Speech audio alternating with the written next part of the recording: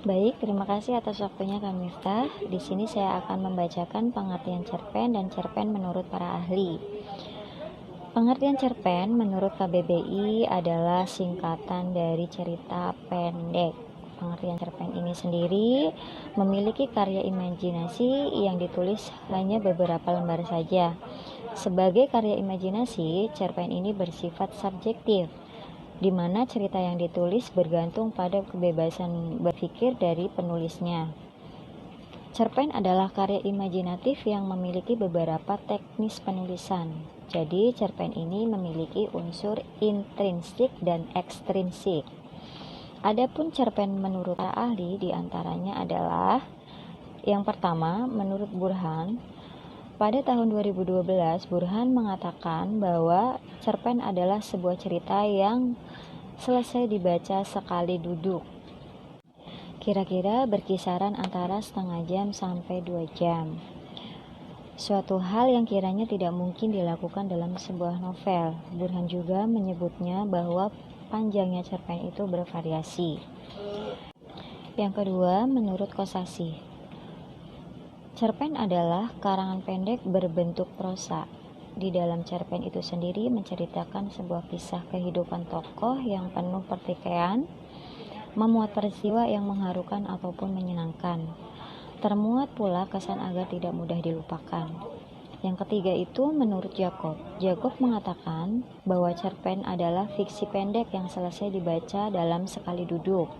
Cerita pendek hanya memiliki satu arti, satu krisis, dan satu efek untuk pembacanya.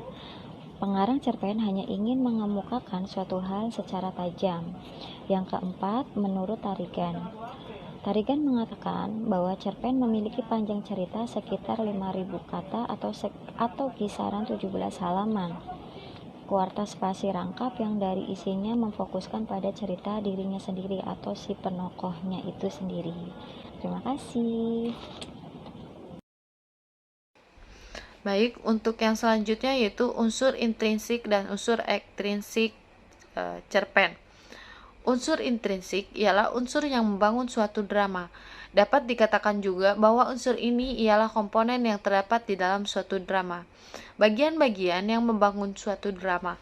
Di antaranya yaitu, yang pertama yaitu tema. Tema merupakan suatu pokok masalah yang mendasari sebuah cerita atau gagasan pokok.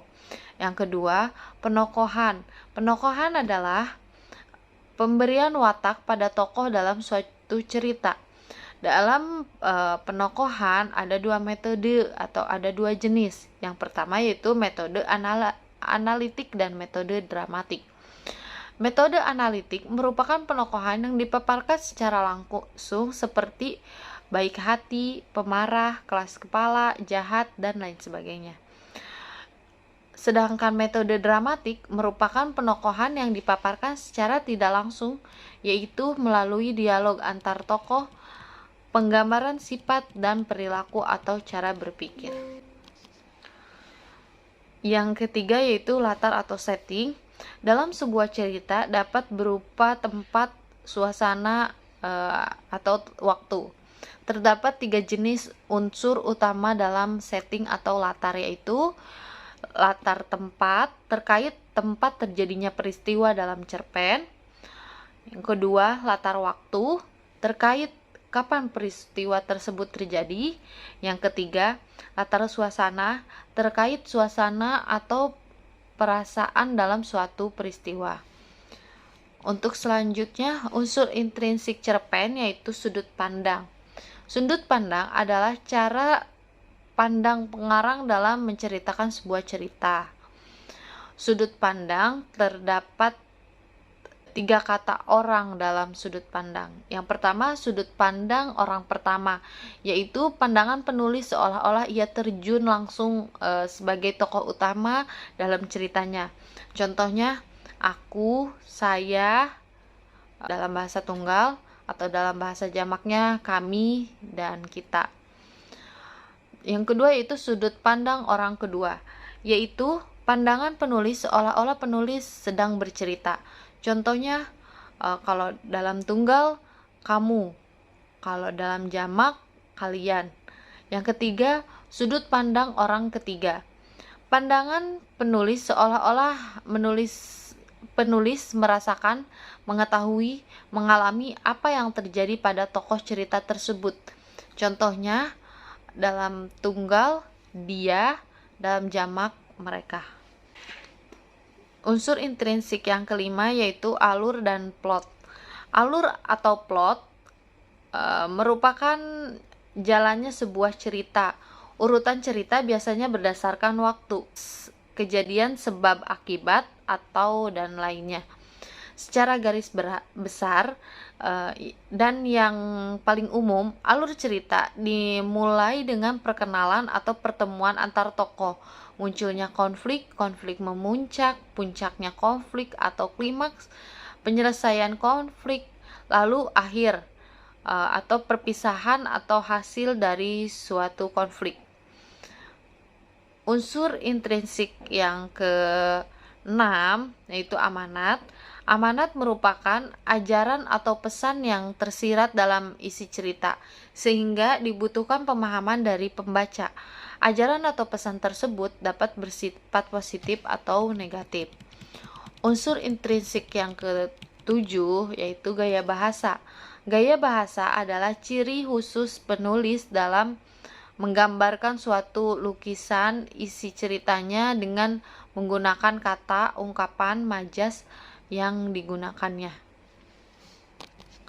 Untuk selanjutnya, unsur ekstrinsik cerpen.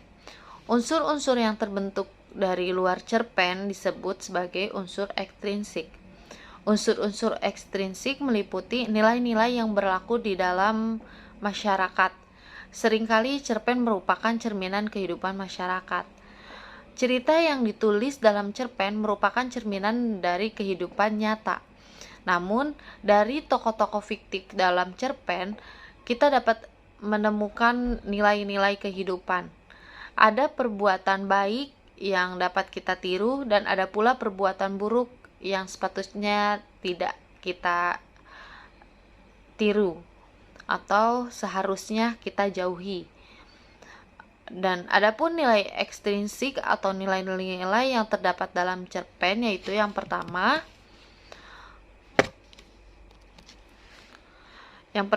latar belakang pembuatan atau penciptaan.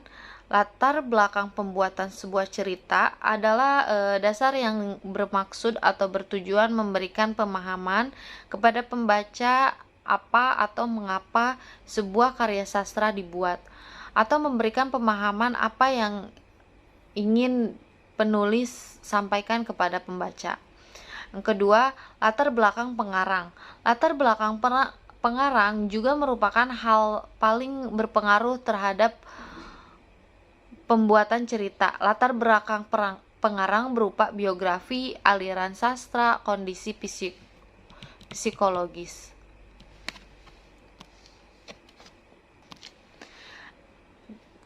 Unsur ekstrinsik cerpen yang ketiga, situasi atau keadaan masyarakat.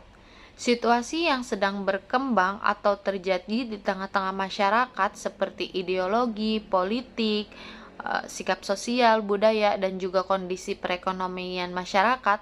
Lalu budaya masyarakat muncul dalam cerita dapat dituliskan dalam bentuk setting maupun muncul dalam dialog tokoh atau pada narasi penulis. Baik teman-teman, selanjutnya ada struktur cerpen. Di sini struktur cerpen itu merupakan elemen penting untuk pembuatan sebuah cerpen. Nah, struktur itu sendiri bisa diibaratkan sebagai tubuh dari cerpen, yang mana cerpen itu memiliki 6 struktur tadi. Nah, 6 struktur ini diantaranya ada yang pertama abstrak. Ya, abstrak itu merupakan gambaran dari seluruh isi cerpen. Ya, jadi gambarannya ada di abstrak. Itu namanya abstrak.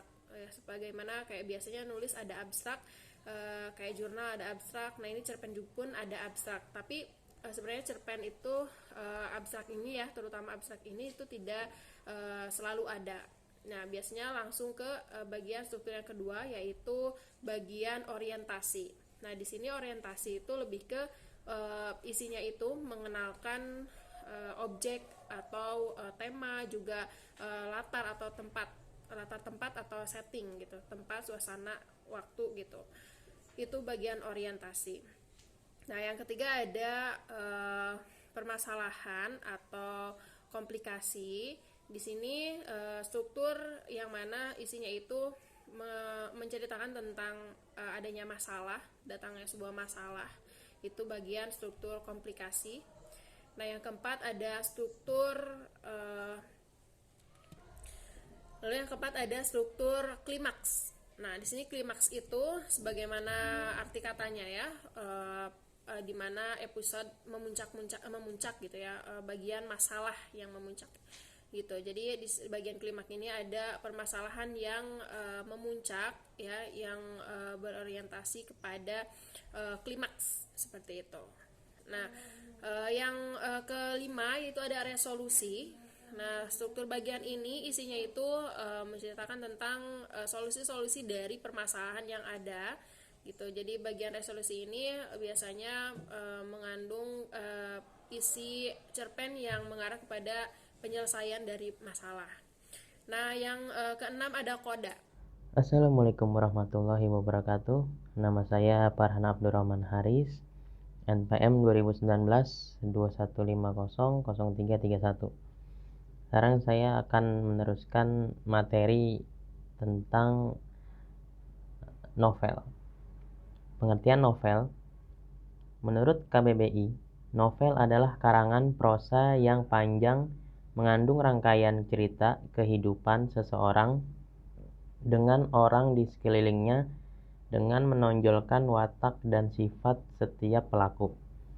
Secara etimologis, kata novel diserap dari bahasa Itali yaitu novella, artinya sebuah cerita. Sedangkan orang yang menulis cerita novel disebut novelis. Adapun pengertian novel menurut para ahli diantaranya adalah 1. Dr. Rostamaji MPD. Menurut Dr. Rostamaji MPD, pengertian novel adalah suatu karya sastra yang memiliki dua unsur, yaitu unsur intrinsik dan unsur ekstrinsik, di mana keduanya saling berkaitan karena saling berpengaruh dalam sebuah karya sastra. Yang kedua, Dr. Nur Hadi. Menurut Dr. Nur Hadi, pengertian novel adalah bentuk karya sastra yang di dalamnya terdapat nilai-nilai sosial, budaya, moral, dan pendidikan. Yang ketiga, menurut Dr. Andes Jacob Sumarjo, pengertian novel adalah suatu bentuk karya sastra yang sangat populer di dunia, serta paling banyak beredar dan dicetak karena daya komunitasnya yang sangat luas di dalam masyarakat. Lalu selanjutnya unsur-unsur novel. Seperti yang disebutkan pada penjelasan pengertian novel di atas, suatu karya sastra berbentuk novel terdiri dari unsur intrinsik dan unsur ekstrinsik. Berikut ini adalah penjelasan singkat mengenai kedua unsur tersebut. Yang pertama, unsur intrinsik. Unsur intrinsik novel adalah semua unsur pembentuk novel yang berasal dari dalam novel itu sendiri. Beberapa yang termasuk di dalam unsur intrinsik novel diantaranya tema, yaitu gagasan utama yang ingin disampaikan di dalam novel. Alur, yaitu jalan cerita yang ada di dalam novel berupa rangkaian-rangkaian peristiwa. Latar, yaitu gambar tentang peristiwa yang terjadi di dalam novel yang berhubungan dengan waktu, tempat, dan suasana. Tokoh, yaitu para pelaku yang ada di dalam novel. Gaya bahasa, yaitu cara pengarang dalam menyampaikan cerita di dalam novel, misalnya menggunakan majas atau diksi tertentu. Selanjutnya amanat, yaitu pesan moral yang terdapat di dalam sebuah novel. Yang terakhir, penokohan, yaitu pemberian watak atau sifat para tokoh di dalam novel. misalnya melalui ciri fisik, tempat tinggal, dan cara bertindak. Oke, sampai situ aja. Selanjutnya akan disampaikan oleh teman saya. Assalamualaikum warahmatullahi wabarakatuh. Perkenalkan, nama saya Wanda Cahyan, PMSA 2019 21500577. Di sini saya akan menjelaskan tentang struktur novel. Pada struktur novel terdapat beberapa elemen penting yang membentuknya menjadi sebuah novel yang utuh. Adapun struktur novel adalah sebagai berikut. Yang pertama adalah abstrak. Abstrak adalah ringkasan inti dari sebuah novel adalah sebagai gambaran awal. Unsur ini bersifat opsional, bisa digunakan dan juga bisa tidak. Yang kedua adalah orientasi. Orientasi adalah segala sesuatu hal yang berkaitan dengan suasana, tempat, waktu dari sebuah novel. Yang ketiga adalah komplikasi. Komplikasi adalah beberapa kejadian yang dihubungkan oleh sebab dan akibat. Yang keempat adalah evaluasi. Evaluasi adalah suatu konflik yang terdapat dari sebuah novel, di mana konflik tersebut mengarah pada titik tertentu. Yang kelima adalah resolusi. Resolusi adalah terdapat solusi yang dihadapi oleh masalah pada tokoh utama dari sebuah novel. Yang keenam adalah koda. Koda adalah bagian akhir dari sebuah novel, di mana di dalamnya terdapat pesan atau nilai moral yang akan disampaikan kepada pembacanya. Terima kasih. Ya, Assalamualaikum warahmatullahi wabarakatuh. Saya di sini akan menjelaskan tentang struktur novel. Struktur novel. Pada suatu novel terdapat beberapa elemen penting yang membentuknya menjadi suatu cerita yang utuh. Adapun struktur novel adalah sebagai berikut. Pertama, abstrak. Yang kedua, orientasi. Yang ketiga, komplikasi. Yang keempat, evaluasi. Yang kelima, resolusi. Dan keenam, koda. Baik. Yang pertama, abstrak. Abstrak yaitu ringkasan inti dari sebuah novel sebagai gambaran awal. Unsur ini bersifat opsional, bisa digunakan dan bisa juga tidak. Yang kedua, orientasi. Orientasi yaitu segala hal yang berkaitan dengan suasana waktu dan tempat yang terdapat di dalam cerita novel. Yang ketiga, komplikasi. Komplikasi yaitu urutan beberapa kejadian yang dihubungkan berdasarkan sebab akibat. Yang keempat, evaluasi. Evaluasi yaitu struktur konflik yang terdapat pada novel, di mana konflik yang terjadi mengarah ke suatu titik tertentu. Yang kelima, resolusi. Resolusi yaitu di mana terdapat solusi terhadap masalah yang dihadapi oleh tokoh utama dalam novel. Yang keenam, koda, yaitu bagian terakhir suatu novel, di mana di dalamnya biasanya terdapat pesan atau nilai moral yang ingin disampaikan kepada pembaca. Baik, sekian presentasi dan pemaparan materi dari kelompok kami. Kami ucapkan terima kasih kepada Ibu Megumi Elistuti sebagai dosen mata kuliah menulis kreatif, serta teman-teman semua yang telah mengikuti presentasi dari kelompok kami. Saya sebagai perwakilan kelompok mengucapkan terima kasih. Mohon maaf apabila ada salah kata dan penuturan dalam menjelaskan materi hari ini. Mohon maaf, lebih kurangnya kami mohon maaf. Wabillahi taufiq wal hidayah, waridho wal inayah. Wassalamualaikum warahmatullahi wabarakatuh. Selamat pagi semua.